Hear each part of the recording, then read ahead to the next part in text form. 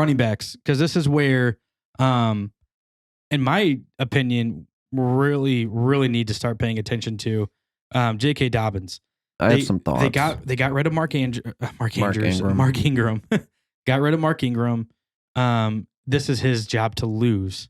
Oh, he's definitely the lead back. And not really, the though. hype coming out of Baltimore with him right now is he's ready to go. Lamar's still going to be the leading rusher on this team, though. That's the problem. Last year, I hope he had more rushing attempts. He had more rushing yards. He had better yards per carry. And he had just 2 less rushing touchdowns than J.K. Dobbins. Yeah, but J.K. didn't play the whole season, did he? No, he did. Did he? He started. It took him every a while. Game? Yeah, I mean, he didn't start every game, but he got in every game for at least a little bit. The second half of this season after the bye week, which is a thing to pay attention to in season. We brought this up a few times last year with some players. Like I remember DeAndre Swift was one. When these teams come out of their bye weeks, they a lot of times change. Let's say 6 games he started. There's only 6 games where he had more than 50% of the snaps. Well, but that's not. I don't think that's going to change much. Mark Ingram really wasn't out there a ton last year. Gus Edwards is still going to be very involved in this offense. And that's the problem. Gus Edwards, good running back. Every year of his career, 3 years have averaged over 5 yards per carry. Yeah. He's so underrated. He gets close to 150 rushing attempts per year, give you a handful of touchdowns. That's the problem I have with J.K. Dobbins. I mean, they run the ball a ton, but all 3 of these running backs could get 150 rushing attempts. Right. J.K. should definitely get more. I don't want them both getting 150. I want one getting 220. Exactly. And then you have to worry about the rushing touchdowns are going to be split between all 3 of them. Mm-hmm.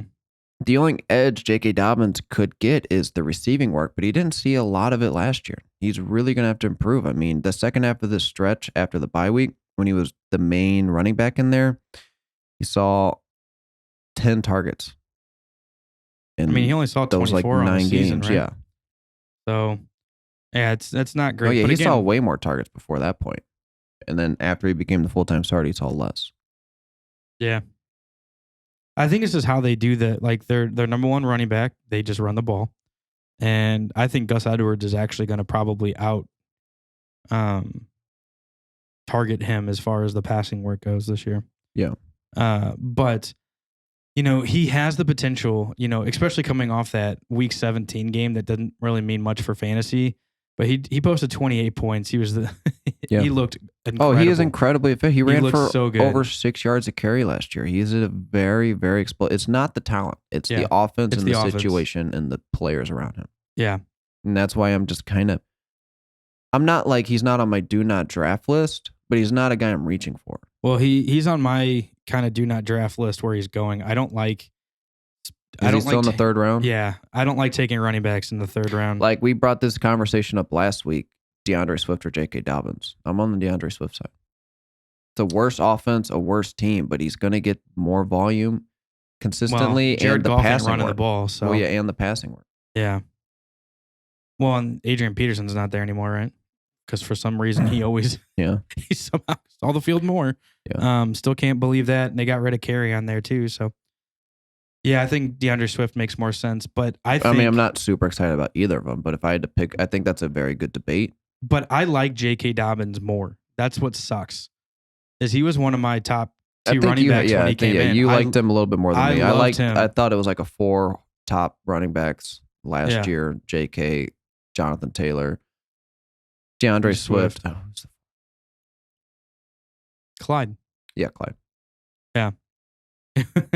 But yeah, I really like J.K. Dobbins a lot, and I think he has tremendous talent. Yep, super talented. But yeah, it's just going to kind of depend on what they're going to utilize him this year.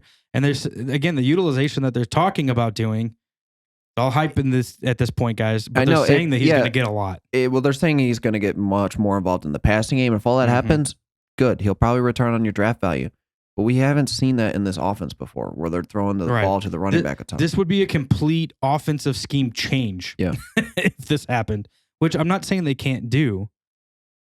They surely could. Of course, they could. They're not gonna, though. But the thing is they've gone to, back-to-back playoffs. No, they went 3 years in a row with Lamar, haven't they? They've gone every. I know he was there in his rookie year, so yeah. It would Yeah, have been the past he 3 took him to years. the playoffs then, and then last year, and then anyways, he's gone like every year. So, and that's on the back of a heavy run game. So I don't really see it changing. No, yeah. Lastly, Mark Andrews. He's a top 5 tight end. He's the only guy that gets passing work. And Good passing work. Good passing work.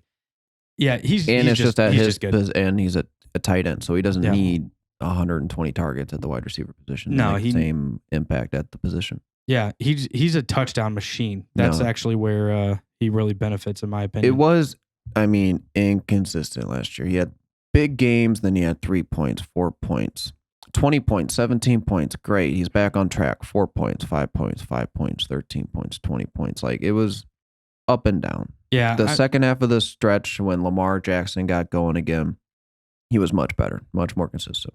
Yeah, I mean, again, the 2020 season, as far as tight ends go, was really, really lackluster in general. Let's just say it as it is. Yeah. Because if you look at his 2019 stats versus his 2020, 2019, he was the 4th best tight end. Well, in 2020, he was the 5th best. And he saw 98 targets in 18, 88 targets in 20. He had 3 more touchdowns in 19 and almost 10. Like 150 more receiving yards. Yeah, and almost 10 more receptions. Yeah. I mean, we're talking, that's a lot of points here. Yeah. And he only dropped 1 spot. What's his ADP? Because he's not like a guy who would be super interested in targeting, but if he's... I'd never take him. Yeah, 504.